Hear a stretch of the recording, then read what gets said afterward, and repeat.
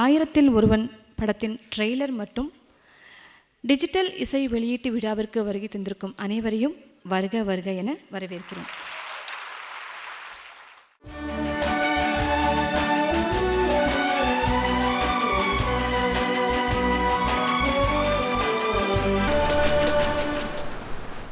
ஒரு சில படங்கள் மட்டும்தான் ட்ரெண்ட் செட்டிங் படங்களாக அமைஞ்சிருக்கு. எங்க படம் 1001. காமெடி படம், கமர்ஷியல் படம், ஆக்ஷன் மூவிஸ்னு நம்ம எத்தனையோ படங்கள் பார்க்குறோம். ஆனால் பார்த்து கொஞ்ச நாளில் மறந்துடுறோம். ஆனால் காவிய படங்களை மட்டும்தான் நாம் பார்க்கறது மட்டும் இல்லாமல் நம்ம குழந்தைங்களையும் பார்க்க வைக்கணும்னு நினைக்கிறோம். அதனால தான் திவ்யா ஃபிலிம்ஸ் பார்த்திங்கன்னா சரித்திர படங்களை ரீரிலீஸ் பண்ணலாம் அப்படிங்கிற முடிவுக்கு வந்திருக்காங்க. வரவேற்புரை வழங்க திவ்யா ஃபிலிம் சார்பாக திரு சொக்கலிங்கம் சார் அவர்களை பேச வருமாறு அழைக்கிறேன். புரட்சி தலைவரின் இன்றைய காலகட்டத்தை ரசிகர்களை கொண்டு வரும் எண்ணத்தில் 1001 படத்தை திரையிட ஏற்பாடு செய்தேன். அதற்காக முதலில் இதில் படைத்த B.R. பந்துலு அவர்களின் திறமை அசாத்தியமானது. அவர் எதிலும் பிரம்மாண்டமாக செய்யக்கூடியவர். இந்த படத்தை மெருகேற்ற விஷயத்தில் முழுக்க நெகட்டிவாக ஃபுல்லாக டேமேஜ் ஆகிட்டு இருந்தது. அதை பிரசாத் EFX அவங்க குரூப்புக்கிட்ட போய் இந்த மாதிரி செய்யறப்போ ஐயோ ஃபுல்லாக டேமேஜ் ஆகிருக்கேன், என்ன பண்ணுறதுன்னு தெரியல அப்படின்னு சொல்லி கேட்டால், இல்லை சார், நடிகர் தலைவருக்கு செஞ்ச மாதிரி நம்ம புரட்சி தலைவர் செஞ்சு அவனை எந்த இதாக இருந்தாலும் செஞ்சவனு சொல்லி ரெக்வஸ்ட் பண்ணி கேட்டதுக்கு அவரை 2 வருட காலமாக இரவும் பகலமாக இந்த படத்தை வேலை செஞ்சுக்கிட்டே இருக்காங்க. இன்னும் செஞ்சுக்கிட்டே, இன்னும் 10% வேலை இருக்குது. இருந்தாலும் அவ்வளோ ராவ பகலாக செஞ்சு அவருக்கு நம்ம சார்பாக நன்றியை தெரிவிச்சுக்கிறேன். அடுத்தபடியாக சவுண்ட் ரீரெக்கார்டிங், அதில் மிஸ்டர் சந்துரு, அதுவும் பிரசாத் குரூப்பு தான். அதே மாதிரி இந்த ரீரெக்கார்டிங் இப்போ ஆக்சுவலாக ஒரிஜினல் மியூசிக்கை அப்படியே திருப்பியும் வடிவமைச்சு கொண்டாடணுன்ற முறையில் எங்கள் மியூசிக் டீம்ஸு அவங்கெல்லாம் அழகாக வச்சு அவங்களுக்கு என்னுடைய நன்றியை தெரிவிச்சுக்கிறேன். அதுக்கப்புறம் இந்த டிஜிட்டல் சினிமா கன்வெர்ட் பண்ணுறதுன்றது அதுக்காக அந்த கியூப் நிறுவனம் ரியல் இமேஜ் அவங்க எந்த அளவுக்கு சப்போர்ட் பண்ணாங்கிறது சொல்லியில் அடங்காது. எல்லா விஷயத்துக்கும் உடனே எந்த ஒரு இதுக்கும் உடனே ஹெல்ப் பண்ணாங்க. அதை என் சார்பாக அவங்க நன்றியை தெரிவிச்சுக்கிறேன். அடுத்தபடியாக நம்ம ப்ரொடியூசர் அவங்களுடைய வாரிசுகள் B.R. ரவிசங்கர் சாரும் விஜயலட்சுமி மேடமும் இந்த படத்து மேலே எந்த அளவுக்கு சந்தோஷம் எனக்கு ஆதரவு காட்டினாங்கன்னா அது சொல்ல முடியாது. ஏன்னா இந்த காலகட்டத்தில் எங்கள் அப்பாவனோட சொத்தை நான் தான் அனுபவிக்கணும் அப்படி இப்படின்னு சொல்லி நினச்சிருக்கிற காலத்தில் அப்பாவனோட பேர் வரணுன்றதுக்காக இந்த படத்தை நீங்கள் பிரமாதமாக செய்யணும்னு சொல்லி என்ன ரொம்ப என்கரேஜ் பண்ணி இந்த டிஜிட்டல் ஆடியோ ரிலீஸ் பண்ணலாம் அப்படின்னு சொல்லி சரிகமாக பார்த்தேன். அவங்க மூலியமாக டிஜிட்டல் ஆடியோ ஃபஸ்ட்டு ஒரு பழைய படத்துக்கு ரீரிலீஸில் ஆடியோ ரிலீஸ் பண்ணுறது இதுதான் ஃபஸ்ட்டு படமாக இருக்கும் அப்படின்றது என்னுடைய அவருக்கு என்னுடைய ட்ரெய்லர் வெளியீடு.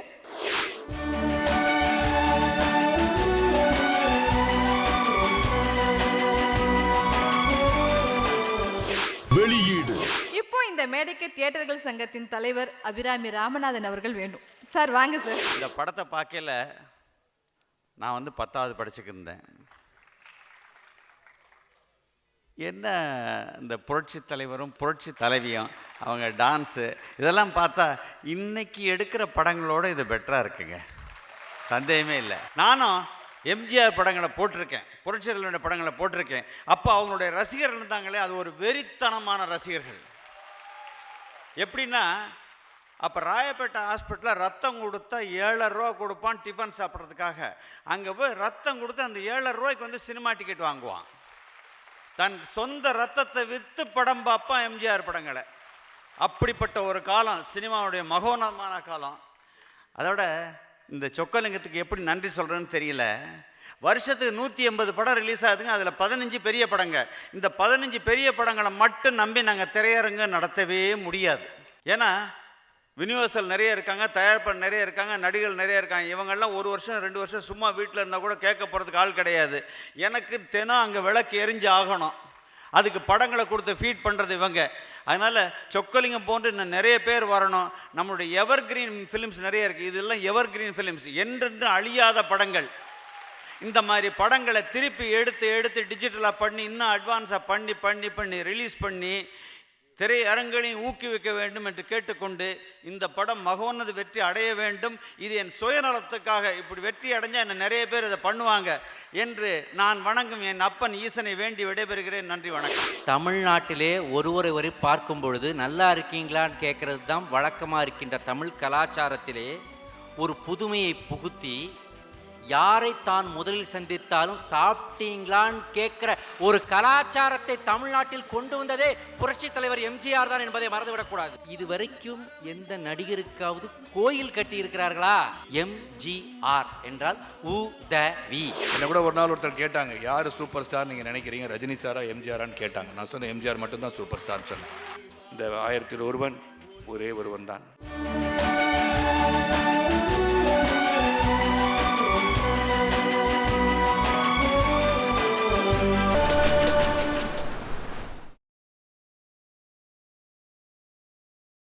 இப்போ பேச வரப்போறவர் கூட அவரோட ரசிகர் தாங்க. அதனால தான் காமெடி மூலமாக கூட நல்ல நல்ல கருத்துக்களை சொல்கிறாரு. நம்ம சின்ன கலைவாணர் திரு விவேக் அவர்களை பேச வருமாறு அழைக்கிறேன். இந்தியாவின் மிக அழகான மிகச்சிறந்த ஹீரோவும் இந்தியாவின் மிக அழகான ஹீரோயினும் நடித்த படம் தான் 1000 ஒருவன். பாரத ரத்னா, புரட்சி தலைவர், பொன்மனச் செம்மல், ஏழைகளின் இறைவன், ஏழை பங்காளன், மக்கள் திலகம்,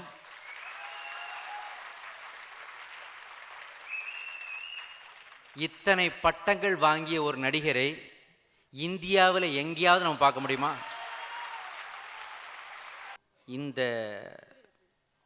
இந்த நிகழ்ச்சிக்காக இந்த அரங்கத்துக்குள் உள்ள வரும்போது இங்கே எம்ஜிஆரின் ரசிகர்கள், பக்தர்கள் நிறைய பேரை பார்த்தேன். அவங்க என்கிட்ட கேட்ட முதல் கேள்வி என்ன தெரியுமா? சார், என்ன சார் சாப்பிட்றீங்க? காஃபியா, டீயா, என்ன சாப்பிட்றீங்க? தமிழ்நாட்டிலே ஒருவரை பார்க்கும் பொழுது நல்லா இருக்கீங்களான்னு கேட்கறது தான் வழக்கமாக இருக்கின்ற தமிழ் கலாச்சாரத்திலே ஒரு புதுமையை புகுத்தி யாரை தான் முதலில் சந்தித்தாலும் சாப்பிட்டீங்களான்னு கேட்கிற ஒரு கலாச்சாரத்தை தமிழ்நாட்டில் கொண்டு வந்ததே புரட்சி தலைவர் எம்ஜிஆர் தான் என்பதை மறந்துவிடக்கூடாது. அந்த மனித நேயம் இன்று மறைந்து கொண்டே வருகிறது. அதை மீண்டும் மக்களுக்கு கொடுக்க வேண்டும் என்றால் வருஷங்களாச்சு. ஒரு ஏக்கமே வந்துருச்சா இல்லையா? இந்த ட்ரெய்லரையும் இந்த பாடல்களையும் பார்க்கும் பொழுதும் கேட்கும் பொழுதும் ஐயோ எப்படி பண்ணியிருக்காங்க இந்த படத்தைன்றது ஒரு வினாடி நம் உள்ளத்தில் தோன்றியதல்லவா? அதுதான் புரட்சி தலைவர் எம்ஜிஆரின் வெற்றி. ஒரு ட்ரெய்லரை பார்த்தா யாரையாவது போய் வெட்டணும் போல இருக்குது. இப்போ உள்ள ட்ரெய்லர்லாம் பார்த்தா ரத்த கலரியாக இருக்கு. லுங்கியை கட்டிக்கிட்டு அழுக்கு பனியனை போட்டுக்கிட்டு கையில் அருவாளோட நாக்கை துருத்திக்கிட்டு ஓடணும் போல இருக்கு. ஆனால் ஒரு ட்ரெய்லரை பார்த்தவுடன் நாம் அழகாக இருக்கணும். ஒரு ட்ரெய்லரை பார்த்த உடனே நாம் 4 பேருக்கு உதவி செய்யணும். ஒரு ட்ரெய்லரை பார்த்த உடனே இன்னையிலிருந்து ஜிம்முக்கு போய் உடம்ப தேத்தணுன்ற ஒரு எண்ணம் வருதுன்னா அது புரட்சி தலைவர் எம்ஜிஆரின் ட்ரெய்லர் தான். இதுக்கு கை தட்டலைன்னா எதுக்கு தட்டுவீங்க நீங்க? எம்ஜிஆர் ஏன் என்றுமே இருப்பார் என்பதற்கு ஒன்னே ஒன்று சொல்லிட்டு நான் விடைபெற்றிருக்கிறேன். ஒருத்தர் எம்ஜிஆரின் நினைவு நாளில் பிறந்தநாள் கூட கொண்டாடலாம். நினைவு நாளை நம் வருத்தத்தோடு நினைவு அஞ்சலி என்று அனுஷ்டிப்போம். ஒருத்தர் அவர் பிஸ்னஸ்மேன், அவர் எம்ஜிஆரின் நினைவு நாளை எப்படி கொண்டாடுகிறார் தெரியுமா? தன்னுடைய பிஸ்னஸ்க்கு அன்னைக்கு லீவு விடுறாரு. தான் பிஸ்னஸ் நடக்கிற இடத்துல கடையை மூடிட்டு அதுக்கு முன்னாடி ஒரு எம்ஜிஆரின் படத்தை வைத்து, புரட்சி தலைவனின் படத்தை வைத்து, அந்த பொன்மனச் செம்மலின் படத்தை வைத்து, அதற்கு ஒரு மாலை இட்டு, அதன் முன்னால் ஒரு வாழைப்பழத்தை வைத்து, அவன் ரொம்ப ஏழ்மை, அதுக்குள்ளே ஒரு பத்தியை பொருத்தி வைத்து ஒரு நாள் முழுவதும் அந்த படத்திற்கு அருகில் அமர்ந்து புரட்சித் தலைவர் எம்ஜிஆரை பற்றிய சிந்தனைகளிலேயே தன்னுடைய நேரத்தை செலவழிக்கிறார். அவருடைய வருமானம் என்ன தெரியுமா? ஒரு நாளைக்கு 100 ரூபா கிடைச்சா பெரிய விஷயம். அவருடைய ஆஃபீஸ் எது தெரியுமா? புளிய மரம். அவருடைய வேலை என்ன தெரியுமா? நேஷ்னல் ஹைவேஸில் போகிற வர வண்டிங்க பஞ்சர் ஆனால் பஞ்சர் ஓட்டுற, சைக்கிள் டியூபுக்கும் பார்க்கும் பஞ்சர் ஓட்டுற ஒரு சாதாரண ஏழை தொழிலாளி தன் வாழ்நாளில் ஒரு நாள் கூட எம்ஜிஆரை நேராக சந்தித்திராதவன் தன்னுடைய இதயத்தில் ஒரு 100 ரூபாய் வர்ற அந்த கம்மியான வருமானத்தில் இருக்கின்ற அந்த பிஸ்னஸை துறந்து விட்டு அன்று முழுவதும் எம்ஜிஆருக்காக உட்கார்ந்துருக்கிறானே, அதுதான் எம்ஜிஆர். அதுதான் புரட்சி தலைவர், அதுதான் பொன்மன செல்வன். எந்த நடிகருக்காவது கோயில் கட்டி இருக்கிறார்களா? அபிஷேக ஆராதனைகள் நடந்திருக்கிறதா? யோசித்து பார்க்க வேண்டும். அது காரணம் அவர் வாழ்ந்த வாழ்வு, அவர் செய்த உதவிகள். MGR என்றால் உதவி. படித்தவனுக்கு பல்கலைக்கழகம், பல்கலைக்கழகங்கள் படித்தவர்களை உருவாக்கும். ஆனால் பாமரர்களுக்கும் ஏழைகளுக்கும் எம்ஜிஆரின் படங்களும் பாடல்களும், புரட்சித் தலைவரின் படங்களும் பாடல்களும் அது போதும், ஒருத்தனை வாழ வைக்கும், கடைசி வரைக்கும் நல்லவனாக வாழ வைக்கும். எம்ஜிஆரின் படங்களும் பாடல்களும் என்று கூறி இந்த படம் மகத்தான வெற்றி பெற வேண்டும். ஆக இந்த படத்தை மிகப்பெரிய வெற்றி அடைய வைக்க வேண்டியது நம்முடைய ஆசை மட்டுமல்ல, நம்முடைய கடமை என்று கூறி விடைபெறுகிறேன். நன்றி, வணக்கம். அடுத்ததா பல நல்ல படங்கள், தரமான படங்கள், வெற்றி படங்களை தந்த Lakshmi movie makers Murali sir பேசவாங்க சார். புரட்சித் தலைவர் மக்கள் திலகம் எம்ஜிஆர் அவர்களின் கூட நிறைய பணி புரிஞ்சிருக்காங்க. குறிப்பாக சொல்லணுன்னா நம்ம சுரேஷ் சார் அவர் நிறைய படங்கள் விநியோகம் பண்ணியிருக்காரு. எனது இனிய நண்பர் திரு சரத்குமார் சார் அவர்கள் நடிகர் சங்க தலைவர், அதை விட்டேன். அவர் அவர் ஃபோனில் காலர் டியூனே உன்னை அறிந்தால் நீ உன்னை அறிந்தால் தான் வச்சுருக்காரு. அதனால் எல்லாருமே இந்த படத்தை நான் சின்ன வயசில் ரிஷப் பார்த்தேன், அப்போவே நிறைய வாட்டி பார்த்தேன், இப்போவும் நிறைய வாட்டி பார்ப்பேன் நம்பி சொல்லிக்கொள்கிறேன். எல்லோரும் திரையரங்குக்கு குடும்பத்துடன் சொக்கலிங்க சொன்ன மாதிரி குடும்பத்துடன் இந்த படத்தை ஒரு மிகப்பெரிய வெற்றி படமாக ஆக்க எல்லாம் வல்ல இறைவனை பிரார்த்தி கொண்டிருக்கிறேன். நன்றி, வணக்கம்.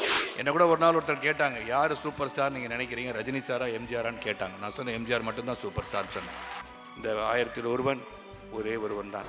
87 தான் என் லைஃப் ஸ்டார்ட் ஆச்சு. இன்ன வரைக்கும் நான் ஒரு பெரிய டைரக்டராக இருக்கேன்னா அந்த ஆத்மா எங்கள் வீட்டில் இருக்குது, எங்கள் கூட இருக்குது. நாங்கள்லாம் இன்னைக்கு இப்படி இருக்கிறதுக்கு காரணம் அவரு தான்ற மறுக்க முடியாத உண்மைன்றது என் மனசாட்சிக்கு தெரியும். மக்கள் திலகத்தோட உன்னை அறிந்தால் நீ உன்னை அறிந்தால் அப்படிங்கிற பாடலை பாடி விழிப்புணர்வை ஏற்படுத்துகிற எங்கள் திரையுலகத்தின் நிரந்தர சுப்ரீம் ஸ்டார் ஆர் சரத்குமார் அவர்களே பேச வருமாறு அழைக்கிறேன். இந்த இனிய விழாவுக்கு வருகை தந்து இந்த மேடை அலங்கரிக்கின்ற திரையுலக ஜாம்பான்களே, இந்த விழாவுக்கு வருகை தந்திருக்கின்ற என்னை போல் மக்கள் திலகம் பொன்மன செம்மல் புரட்சி தலைவர் அவர்களின் ரசிக பெருமக்களே, உங்கள் அனைவருக்கும் என் முதற்கண் வணக்கத்தை தெரிவித்துக் கொள்கின்றேன். முதல்ல நான் நன்றி சொல்ல வேண்டியது சொக்கலிங்க சாருக்கு தான். அதாவது புரட்சி தலைவர் மக்கள் திலகமோட ஆடியோ ரிலீஸை நான் செஞ்சுருக்கேன்னு சொல்லும் போது இதோட எனக்கு என்ன பாக்கியம் இன்னைக்கு கிடைக்கும் இந்த புத்தாண்டில். அதாவது என்றுமே மக்கள் மனதில் இருந்து கொண்டு வாழ்ந்து கொண்டு இருக்கும் ஒரு மனிதர் உலகில் இருக்கிறார் என்றால் அது புரட்சி தலைவர் மக்கள் திலகம் ஒருவர் தான். என்னை கூட ஒரு நாள் ஒருத்தர் கேட்டாங்க, யார் சூப்பர் ஸ்டார் நீங்கள் நினைக்கிறீங்க, ரஜினி சாரா எம்ஜிஆரான்னு கேட்டாங்க. நான் சொன்னேன் எம்ஜிஆர் மட்டும்தான் சூப்பர் ஸ்டார்னு சொன்னேன். ஏன் அப்படி சொன்னேன்னா, 1917ஆம் ஆண்டு அவர் பிறந்தார். இன்றும் வாழ்ந்து கொண்டே இருக்கிறார். அவர் படம் இந்த படம் வந்தது 65. இன்றைக்கும் அந்த படத்தை அங்கே பார்க்கும்போது விசில் அடித்து நான் சத்தம் போட்டுட்டு உட்காந்துருக்கேன்னா, அந்த முதல் நாள் இந்த படத்தை ரிலீஸ் பண்ண சொக்கலிங்க சார் நான் பிளாக்ல டிக்கெட் வாங்கி உட்காருவேன். ஏன்னா காலையில் படம் பார்க்க போவேன், தீவிர ரசிகன் அதிலெல்லாம். இன்றைக்கும் நீங்கள் சொன்னீங்க தொட்டபெட்டாவில் போயிட்டு எம்ஜிஆர் இல்லைன்னு சொன்னாங்கன்னா அடிப்பாங்கன்னு சொன்னாங்க. என்கிட்ட எம்ஜிஆர் போய் தப்பாக பேசினா நிச்சயமாக உதப்பேன். யாரையும் அடித்ததில்லை, ஆனால் நிச்சயமாக அடிப்பேன். ஏன்னா அந்த மாதிரி ஒரு தீவிர ரசிகர். அடிமை பெண் படத்தை கிட்டத்தட்ட 17 தடவை பார்த்துருக்கேன். அது மிட்லாண்ட் தியேட்டரில் பார்த்தேன். சங்கே முழங்கு படம் பார்க்குறதுக்காக காலையில் போய் நின்னேன், மார்னிங் ஷோ டிக்கெட் கிடைக்கல, மத்தியானம் நின்னேன் டிக்கெட் கிடைக்கல, 6:30 பார்த்தேன் டிக்கெட் கிடைக்கல, நைட் ஷோ பார்த்து வீட்டுக்கு வந்தேன், வீட்டில் சரியான போதை. அந்த வசீகரம் இன்று இல்லைன்னு நாசுக்கா சொன்னது விவேக் சொல்லிட்டு போனாங்க. ஒரு ஹீரோக்குள்ள ஒரு அங்க அமைப்பு இதெல்லாம் உண்மையிலே அவர்கிட்ட இன்னைக்கு வரைக்கும் இருக்கிறது காரணம் அந்த மக்கள் அவர் ரசிக்கிறாங்கன்னா அவர் உடல் அமைப்பு, உள்ளம், உறுதி, நேர்மை, தர்மம் இதெல்லாம் சேர்ந்த ஒட்டுமொத்த உருவம் புரட்சி தலைவர் மக்கள் திலகம் அவர்கள். ஏன்னா அதனால தான் என் பாடல் எங்கே பாட சொன்னாலும் நீங்கள் கேட்டிருப்பீங்க, நான் உன்னை அறிந்தால் நீ உன்னை அறிந்தால் உலகத்தில் போராட. ஒரு வரி போதும். நீ எந்த ஒரு நிலைமையில் நீங்கள் இருந்தாலும் நீ உன்னை முதல்ல சிந்தித்துப்பார், நீ யார் என்று சிந்தித்துப்பார். உன் வாழ்க்கை நல்லா இருக்குன்னு சொல்ல தான் உன்னை அறிந்தால் உலகத்தில் போராடலாம், உயர்ந்தாலும் தாழ்ந்தாலும் தலை வணங்காமல் நீ வாழலாம்னார். அந்த ஒரு வரியில் வந்து உங்களெல்லாம் வசியப்படுத்தி வச்சிருக்காரு, என்னை உள்பட அவர் வசியப்படுத்தி வச்சிருக்காரு. நம்மளை மட்டும் இல்லை, தமிழகத்தில் இருக்க அனைத்து மக்களையும் ஒரு மனிதன் வசிக்கப்படுத்தி வைத்திருக்கிறார் என்றால் அது ஒரே ஒருவர் தான், மக்கள் திலகம். ஏன்னா அந்த அளவுக்கு இன்றும் வாழ்ந்து கொண்டிருக்கிறார், என்றும் வாழ்ந்து கொண்டிருப்பார். அதுதான் மக்கள் திலகம், புரட்சி தலைவர் அவர்கள். இந்த 1001 படம் பார்க்கும்போது அந்த 1965 ஒரு பைரட்ஸ் ஆஃப் த கெரிபியன் எடுத்த மாதிரி இருக்குது. அப்போ வந்து நுணுக்கங்கள் இல்லாத சூழ்நிலையில், டெக்னாலஜி டெவலப் ஆகாத சூழ்நிலையில் ஒரு போல்டு அட்டம்ப்ட் வந்து பத்மினி பிக்சர்ஸ் செஞ்சு அது பந்துலு அவர்கள் வந்து பார்த்து பண்ணியிருக்காங்கன்னு அந்த படம். அதுக்கு வந்து புரட்சி தலைவரின் இன்புட்ஸ் எவ்வளோ இருந்திருக்கும், எப்படி அதுக்கு உழைச்சிருப்பாங்க, எவ்வளோ கடுமை. இன்றைக்கி வந்து நம்ம போட்டில் போனாலே தலை சுற்றுற மாதிரி இருக்கும் ஷூட்டிங் போகும்போது. அப்போ அதில் போய் படம் எடுத்து முழு படமும் கடல்லையும் எடுத்து இந்த மாதிரி கத்தி சண்டை வேறு யாராலையும் போடும்போது முடியாது. அதை பார்த்தோன்னா அவ்வளோ டெக்னிக்காக இருக்காது. இன்றைக்கி பார்க்கும்போது இன்றைக்கி வந்து நம்ம நிறையா படம் பார்த்துருக்கேன். ஸ்கேரமுஷ்டு ஒரு படம் பார்த்துருக்கேன், ஆங்கில படம். அப்புறம் ஹெர்வால் ஃபிலினோட படம்லாம் பார்த்துருக்கேன். அதை பார்க்கும்போது அவர் வந்து அவ்வளோ பர்ஃபெக்ஷனிஸ்ட்னு தெரியும். ஒரு சிலம்பு சுத்தணும்னா அது வந்து புரட்சி தலைவர் தான், கத்தி சண்டை போடணும் அது புரட்சி தலைவர் தான். ஏன்னா அந்த அளவிற்கு வந்து எல்லாத்தையும் நுணுக்கங்களை தெரிந்து, கலை நுணுக்கத்தை தெரிந்து, எடிட்டிங் உள்பட. நானும் விவேக் உட்காந்து பேசிகிட்டு இருந்தோம், ஒவ்வொரு ஷார்ட்டும் எடிட் பண்ணியிருக்க பார்க்கும்போது எடிட்டர் பண்ணினாலும் கூட இருந்து ஒரு கவனிச்சுப்பார் போல இருக்குது அப்படின்னு நினச்சேன். ஏன்னா இந்த இதில் பார்க்கும்போது ஒரு ஃப்ரண்ட்டில் ஒரு ஷார்ட் இப்போ அவ்வளோ உன்னிப்பாக கவனிக்கிறதுக்கு வாய்ப்பு கிடச்சனால அந்த ஃப்ளவர்ஸ் கூட ஒரிஜினல் ஃப்ளவர்ஸ் வச்சு எடுத்துருக்காங்க, பிளாஸ்டிக் பூ வச்சு கூட எடுத்துருக்கலாம். அந்த ஃப்ரண்ட்டில் பார்த்தா ஒரு நல்ல ஒரிஜினல் ஃப்ளவர்ஸ் அழகாக வச்சு ஒரு ஷார்ட் வச்சுருக்காங்க. இங்கே புரட்சி தலைவி அவர்கள் வந்து இந்த படத்தில் வந்து அவரோட இணைஞ்சிருக்காங்க. அதில் வரிகளை பார்க்கும்போது நீ கண் கலங்கக்கூடாது அப்படின்னு சொல்லியிருக்காரு. என்றைக்கு சொல்லியிருக்காரு? 1965 நீ வீராங்கனையாக இருக்க வேண்டும்னு சொல்லியிருக்காரு. நினச்சி பார்க்கும்போது எல்லாம் காலங்களுக்கும் வாழ்ந்து கொண்டிருக்கிற வசனங்களை வைத்து. ஆகவே நல்ல ஒரு உள்ளம், நல்ல மனிதர், என்றும் நம் உள்ளத்திலே கடவுள் போல் வைத்து கொண்டு இருக்க வேண்டிய மக்கள் திலகம் புரட்சி தலைவர்களின் மீண்டும் அந்த டிஜிட்டலைஸ் பண்ணி ரிலீஸ் பண்ண சொக்கலிங்கம் அவர்களுக்கு என்னுடைய நன்றி, வாழ்த்துக்கள். இந்த 1001 ஒரே ஒருவன் தான், 1001 நிச்சயமாக மிகப்பெரிய வெற்றி அடைய வேண்டும். நீங்கள் திரைப்படத்தை பார்க்க வேண்டும் என்று கேட்டுக்கொண்டு அனைத்து விநியோகஸ்தர் கூட்டமைப்பு தலைவர் திரு திருப்பூர் சுப்பிரமணியன் அவர்களை பேச அழைக்கிறேன். குறிப்பாக நான் இந்த மேடையில் உட்கார்றதுக்கு மெயின் காரணமே 1001 மாதிரி திரைப்படங்கள் தான். 79ஆவது வருஷம் நான் திரைப்பட விநியோகத்துறைக்கு வந்தேன். நாங்கள்லாம் வந்த காலகட்டத்தில் சினிமா ரொம்ப செழிப்பாக இருந்தது. அப்போ புரட்சி தலைவர் அவர்கள் சினிமா உலகத்தில் விலகி முதலமைச்சர் ஆகிட்டாங்க. அதுக்கப்புறம் கூட 79லேருந்து ஏறத்தாழ ஒரு 5-6 வருஷங்கள் நாங்களாம் சினிமாவுக்கு ரொம்ப சாதாரணமாக எந்த விதமான முதலீடும் இல்லாமல் தான் சினிமாவுக்கு நான்லாம் வந்தேன். வந்து எம்ஜிஆர் படங்கள், சிவாஜி கணேசன் அவர்களுடைய படங்களை திரையிட்டு மட்டும்தான் நாங்கள் இந்த இடத்துக்கு வர முடிஞ்சது. அன்னைக்கு அப்படி ஒரு செல்வாக்கான காலம். அப்போ ஒவ்வொரு பண்டிகை, ஒரு பொங்கலோ, ஒரு தீபாவளியோ, ஒரு ஆடி பண்டிகையோ வந்துன்னு சொல்லிட்டு எத்தனை புதுப்படம் வந்தாலும் ஒரு படகோட்டியோ, ஒரு 1001 ஒரு எங்கள் வீட்டு பிள்ளையோ, ஒரு புது பிரிண்ட் எடுத்து கொண்டு வந்து தியேட்டரில் போட்டு தான் நாங்கள்லாம் பணம் சம்பாதிச்சோம். அப்படி சம்பாதிச்சனுடைய விளைவு தான் இன்றைக்கி இந்த மேடையில் வந்து நாங்கள் அலங்கரிக்கக்கூடிய ஒரு இடத்துக்கு வந்து சேர்ந்துருக்கோம். அதனால நாங்கள் என்றைக்குமே எம்ஜிஆரை மறக்கவே கூடாது. கண்டிப்பாக இந்த படத்தினுடைய காஸ்டியூம், அதை பற்றி தான் வாசார்கிட்ட கூட சொல்லிட்டு இருந்தேன். 50 வருஷத்துக்கு முன்னால் தலைவர் போட்டிருக்க காஸ்டியூம் பார்த்தீங்கன்னு சொல்லிட்டுனா இன்றைக்கு கூட இப்படி ஒரு காஸ்டியூம் போட முடியாது. சும்மா சாதாரணமாக ஒரு பனியன், ஒரு வேஷ்டி அப்படி கட்டிட்டு வந்து அப்படி நின்னாருன்னு சொல்லிட்டுனா 50 வருஷத்துக்கு முன்னாலேயே என்ன காஸ்டியூம் போட்டிருக்கார் தலைவர் அப்படின்னு சொல்லி பேசிக்கிட்டு இருந்தோம். அவருடைய ஒவ்வொரு அசைவுகளும், அந்த சண்டை காட்சிகளாகட்டும் மற்றதாகட்டும், அதுலேயும் சொக்கலிங்கம் ஒரு பிரம்மாண்டமான ஒரு வேலை செஞ்சிருந்தார். அந்த 1001 டைட்டிலில் இன்னைக்கு தேதியில் அது கிராஃபிக் பண்ணி தலைவர் அப்படியே வந்து இறங்கி அப்படி கத்தி காட்டும் பொழுது திரையரங்கத்தில் உண்மையிலேயே அந்த காட்சியை கண்ணார பார்க்கணும் அப்படின்னு ஒரு தலை ஒவ்வொருத்தரும் விரும்பக்கூடிய அளவுக்கு இருக்குது. இதை போன்ற படங்கள் ஏராளமாக வர வேண்டும் என்று இந்த நேரத்தில் கூறி விடைபெறுகிறேன். நன்றி, வணக்கம். 87 தான் என் லைஃப் ஸ்டார்ட் ஆச்சு. இன்ன வரைக்கும் நான் ஒரு பெரிய டைரக்டராக இருக்கேன்னா அந்த ஆத்மா எங்கள் வீட்டில் இருக்குது, எங்கள் கூட இருக்குது. நாங்கள்லாம் இன்னைக்கு இப்படி இருக்கிறதுக்கு காரணம் அவர் தான்ற மறுக்க முடியாத உண்மைன்றது என் மனசாட்சிக்கு தெரியும். எம்ஜிஆர் அங்கிளோட ரிலேட்டிவ்ஸ் வீட்டில் வந்து நான் ஷூட் பண்ணிட்டு இருந்தேன். அப்போ அவங்க வந்து இந்த 101 ரூபாய் அட்வான்ஸ் பத்திரமா அவர் வச்சுருந்தாரு. 1001 அட்வான்ஸ் அண்ட் போட்டு 1965 நோட்ஸ் எனக்கு திரும்பியும் வந்து சேர்ந்தது.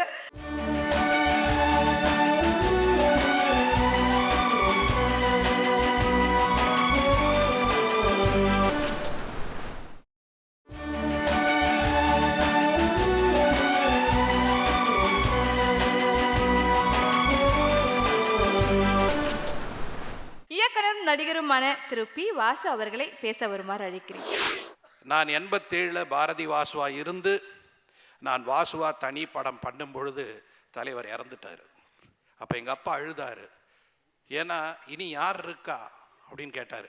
அப்போ நான் சொன்னேன், கவலைப்படாதீங்கப்பா, அவர் நம்ம கூட தான் இருக்கார். அந்த 87 தான் என் லைஃப் ஸ்டார்ட் ஆச்சு.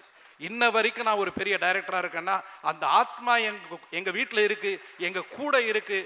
நாங்கள்லாம் இன்னைக்கு இப்படி இருக்கிறதுக்கு காரணம் அவரு தான்ற மறுக்க முடியாத உண்மைன்றது என் மனசாட்சிக்கு தெரியும், எல்லாருக்கும் தெரியும்.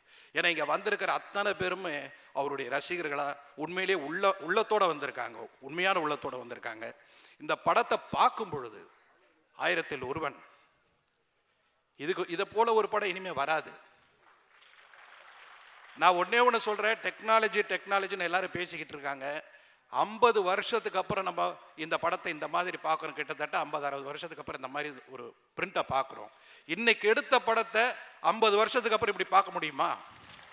இந்த குவாலிட்டி இருக்குமா? இந்த குவாலிட்டி கிடைக்குமா? இப்படி ஒரு ஹீரோ கிடைப்பாரா? யோசிச்சு பாருங்க. 100வது நாள் இந்த படம் விழா கொண்டாடும்.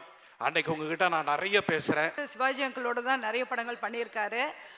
அப்போ ஃபர்ஸ்ட் டைம் தோட்டத்துக்கு போய் எம்ஜிஆர் அங்கிள் ஃபர்ஸ்ட் அப்ரோச் பண்ணும்போது எம்ஜிஆர் அங்கிள் நீங்கள் என் படத்தில் ஒர்க் பண்ணுவீங்களான்னு கேட்டிருக்காரு. அப்போ இமீடியட்டாக அண்ணன் நீங்கள் அட்வான்ஸ் கொடுங்கன்னு சொல்லிருக்காரு. அப்பா வந்து அட்வான்ஸ் எடுத்துகிட்டு வரல, நான் அடுத்த தடவை எடுத்துகிட்டு வரேன்னு சொல்லும்போது எம்ஜிஆர் அங்கிள் என்ன கையில் இருக்கோ அதை கொடுங்கன்னு சொல்லிருக்காரு. ஸோ வாட் ஹேப்பன், அவர் ஜுபா பாக்கெட்லேருந்து ஒரு 101 ரூபாய் எடுத்து கொடுத்துருக்காரு. இப்போ நிறைய வருஷங்களுக்கு அப்புறம் நான் ஃபிலிம்ஸில் ஒர்க் பண்ணிகிட்டு இருக்கும்போது எம்ஜிஆர் அங்கிளோட ரிலேட்டிவ்ஸ் வீட்டில் வந்து நான் ஷூட் பண்ணிகிட்டு இருந்தேன். அப்போ அவங்க வந்து இந்த 101 ரூபாய் அட்வான்ஸ் பத்திரமா அவர் வச்சுருந்தாரு. 1000ல் ஒருவன் அட்வான்ஸ் போட்டு 1965 நோட்ஸ் எனக்கு திரும்பியும் வந்து சேர்ந்தது. ஸோ இது வந்து அப்பா கையிலேருந்து எம்ஜிஆர் அங்கிள் கைக்கு போய் அப்புறம் திரும்பியும் எனக்கு வந்து சேர்ந்த ஒரு பொக்கிஷன் நினச்சிட்ருக்கேன். And I'd like to thank all the MGR devotees across the world, and I thank the media, I thank all the film fraternity for the love and support and respect shown to my father. Thank you so much.